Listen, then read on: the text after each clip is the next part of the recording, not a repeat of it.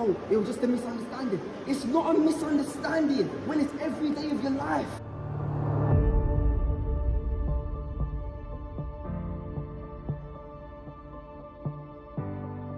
Yo, King Cephas, I'm sorry you had to go through that, bro. I know how frustrating that stuff is, and it's ridiculous, bro. But just to say, man, I feel like you handled yourself really well. I know, like, how mad that was. The way they ran up on you was, like, ridiculous, bro. Like, you did so well. Like, I was on my life. I was just waiting to see you spark, man. You know, I was like, oh no, Cephas is gonna punch man up or something, but. You held it down, like you kept composed. Obviously, you're a father now, innit? So I know you got the responsibility thing, and you're a public figure as well now. So I know you know how to conduct yourself. So just to say, well done for like how you handled that whole situation, bro. It's disgusting that you had to go through it, man. Well done, bro. And I know you're in Manchester at the moment with the portraits of Black Britain stuff. So like, boom, like just keep on that positivity, keep driving change, and keep doing your thing, bro.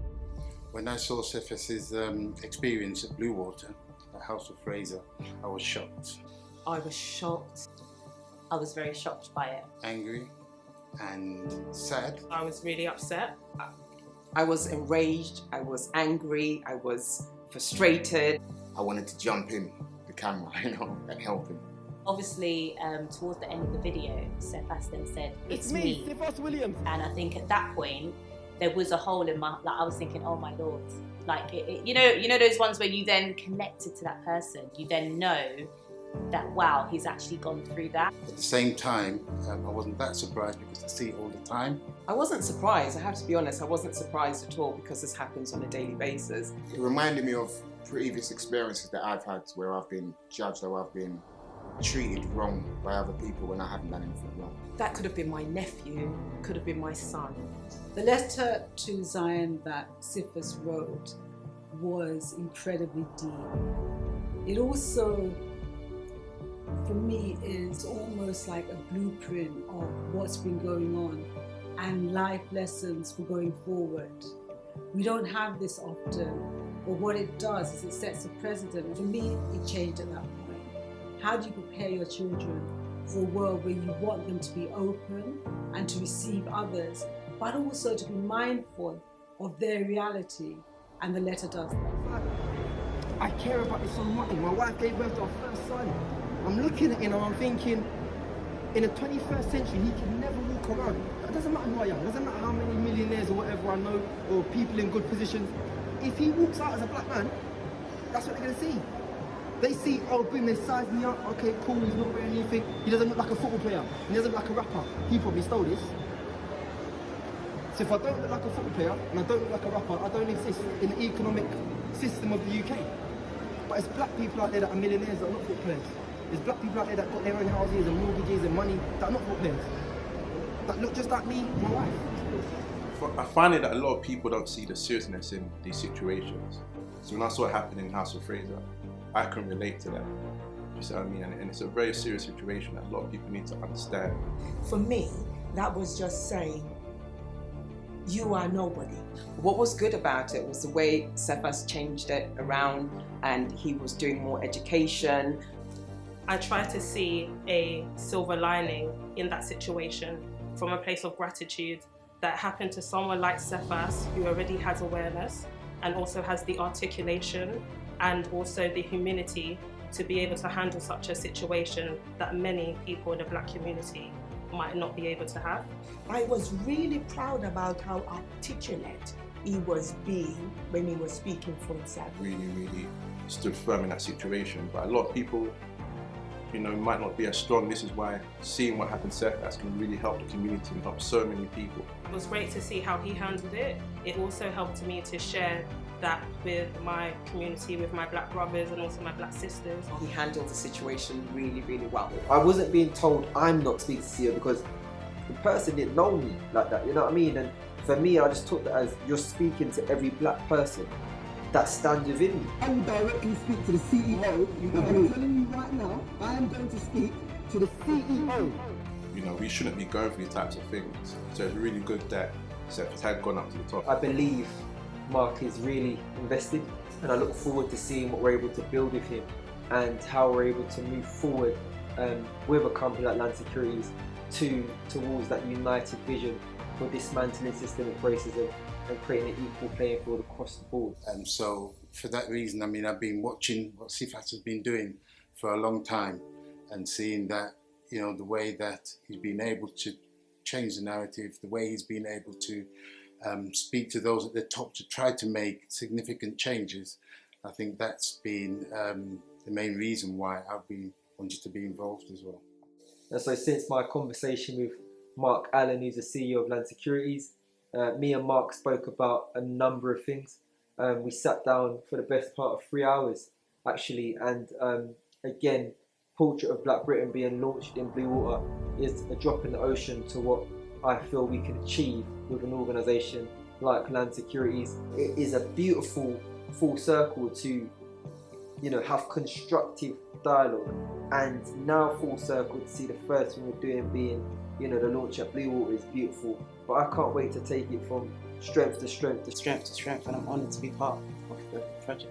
It started for me about a year ago when I discovered about the 56 black men in an article, and what was really powerful for me was the slogan, which says, "I am not my stereotype." And for me, that was one of the most powerful things I've ever seen in life, and I just felt that I have to be a part of this, definitely, for sure. I guess 2 years on, being able to be a part of that as it's sort of being woven into this much bigger bigger portrait, bigger picture, it feels right. You know, it just feels like it's exciting and purposeful. You know. The response to Portrait of Black Britain has been phenomenal. We've had so many people from the community reach out to want to be involved. We're still looking for more companies to get behind us and to support us in taking it to the next level.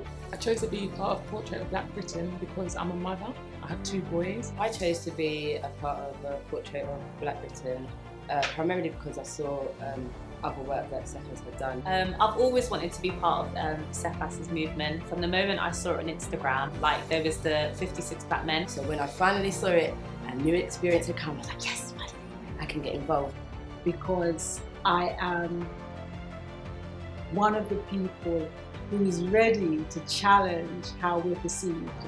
I've been doing it for a long time, and I want to be part of a collective that continues to do it because we are all so different, even though we have so much in common. Portrait of Black Britain doesn't just present us as a monolith, but also expresses the individuality in every black person that lives within the UK, and our connection to the continent. Because it is a project that highlights black people in such a positive way, showing how diverse we are as a community, showing how beautiful we are, different hair textures, different skin tones. It's like a golden ticket for me to really showcase what it means to be black, to be British, to be beautiful, and to be a woman. And being part of that is a big deal.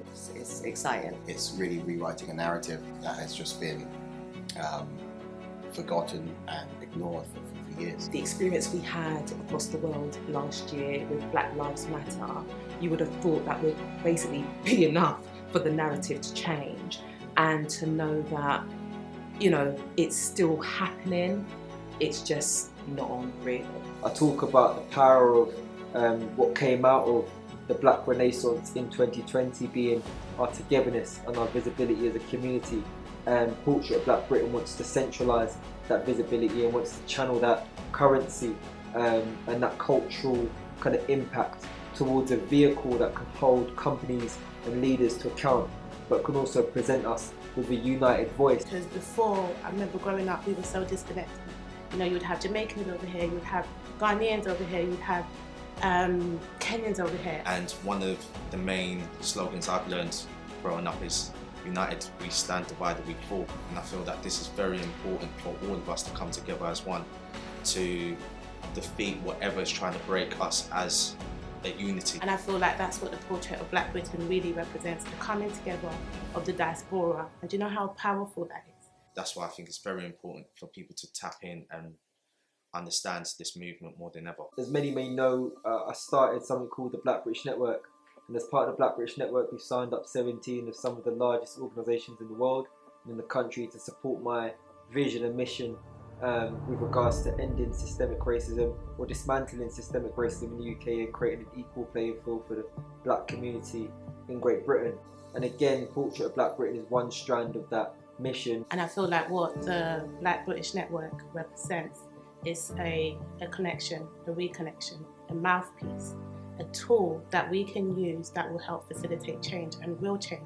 Changes have been very little, and they haven't been sustaining. Being an immigrant, being born in Kenya, I remember coming from a village in Kenya, right, and coming and landing in Brixton. And for some reason, I didn't feel so disconnected because Brixton had people that looked like me. And I feel like that's what this Portrait of Black Britain is doing. As a photographer, I think photography and image is extremely important and powerful.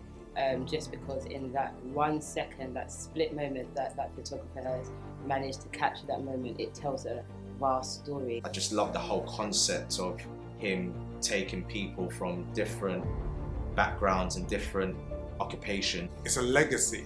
It's a legacy for our people. I felt connected to it when I saw the pictures. I see you. I see who you are as the individual. I see what you bring to the table. I see how you make a big impact for our community. I felt my family, this is family. And that for me was speaking about me. And so I wanted to be a part of this, to show that we are individuals, we are people. I want to be part of something so awesome. I want to be part of something that has the whole community involved, representing who they are. It represents all of us. It represents the values that I have being an African woman. And for me, I feel like this is what the younger generation need to see. Be able to look behind the eyes of the person and feel a part of that thing. It's been amazing to sit down with all the participants. Again, when people come through the process, I sit down with them for some time, and I really like to connect and get to know the people that are involved and who I'm in front of.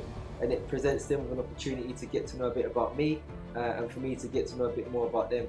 And that's also a beautiful part of that process, and seeing the diversity and the difference within us as a people. I also think it's important for the community to see someone like me that's got a passion for flying. Less than 4% in the world of pilots are female, and less than 1% are black female. So I just want to be able to show everyone that you can do whatever you want to do and follow your passion. The world's your oyster. Everyone is welcome and invited to come and view the second part of Portrait of Black Britain at Bluewater. Please bring your friends and your family, and let's take this to the next level, to the moon and back. If this isn't a flag on the moon for the black community, then I don't know what else it is. I would describe the impact of the work that Cephas is doing as varied and wide. I think that the work that Cephas does challenges oppression, challenges discrimination, encourages people to want to do and want to try more. It's much needed. I obviously started following him, and I reached out to him in about 2018 just to see if he could come to my event and support, basically come to my event and obviously him to talk about what he does. Cephas voluntarily did this for free, and I'm so grateful to even have met him and for him to have stood on stage. And the impact that he had, I think a lot of obviously the audience was absolutely amazed. Personally, I saw Cephas online previously, and you know when you kind of see someone and you feel like you've got that rapport with them before you even meet them, I felt that. And then when my company joined with Cephas and we had met online, straight away that rapport was connected. And I just felt something. So when I was telling one of my stories, if I'm honest, I got a sense of kind of more confidence back when I was talking to Cephas, and it gave me more confidence in the situation I was going through at work to kind of deal with it. So me personally, I really felt like a tremendous confidence and kind of like get my back up, kind of, I can face this. The impact of the work that Cephas is doing on me as a person, it's just helped me to feel proud of my identity and my heritage. For me, identity. I've been watching his work since 2019. I just realised how motivated and how driven he is. To be an ambassador for yourself and your family and your community is a great thing. And what I'm seeing is a willingness to put his head above the parapet, to question, to challenge, and to be a voice for people who don't think they have a voice. And I think it's very important, especially the times that we're going through as Black people in this environment, that we need a voice to speak for us day in and day out. I would hate for my boys to grow up in that kind of world where people don't value my boys, value their opinions, and value them as, young Black boys. So I think it's really important that role models like Cephas, who are doing positive things in society, continue doing the great work that they do. It made me think that there's hope for my children. The fact that they'll be able to walk into their identity and be proud of who they are. So for me, as a mother of 5 children, I'm proud to say that there's someone representing them and who they are, and they'll be able to be inspired and look in and see someone doing such amazing work. I was born in New Cross. Just being from London and, looking the way I look and being a Black man, you can really feel like in this country and in this world you are not heard, you don't have a voice. Like growing up in the area where we come from, like we come from New Cross, a lot of people know it as ghetto, but it's quite, it's an area where there's a lot of poverty, there's a lot of stereotypes, there's a lot of people prejudged, and when I see people from that environment come out and do something positive, like it's important that we stand together and support, because it's very easy to get caught up in the systematic traps that are there in the environment that we come from. And I want especially our Black boys to see that you can and should have a voice in this life. And one of the things I'm most proudest of this whole moment is that ability to say we do have a voice. Naturally, I was excited by someone else that looked like me, that's doing great things, and I can actually see it. The work that Cephas is doing is important, largely because it's encouraging. It's actually helping communities pull together. And for the wider community in different ways, it helps them to be proud, feel valued, shown in a positive light rather than a negative one. And it just also shows Cephas' skill, all the hard work that he does, and the passion that he has for our community and our identity and heritage. The things that we're seeing around racial discrimination need to be addressed, and I feel that the work that Cephas is actually doing is really making a difference, and I would like to be part of that. You're looking at me and you're seeing the image of a Black person and telling me that you don't get access. And that's part of what I've been fighting for years. We definitely need to show us as Black people are here to stay. You know what I mean? And pushing forward for years, like we do get access. And so many people are living their lives where they are afraid to stand up, they're afraid to speak. It's easy to not do it, it's easy to give up, it's easy to stop. They think that if they speak, they will lose their positions where they work, their social activities, their social groups. And actually we have Cephas who is here saying, no. Don't give up. You know what I'm saying? Keep doing what you're doing. And I don't think you've got many people out there that are doing what Cephas is doing, so give credit to that. I personally think there's only going to be one Cephas Williams, and that's the truth.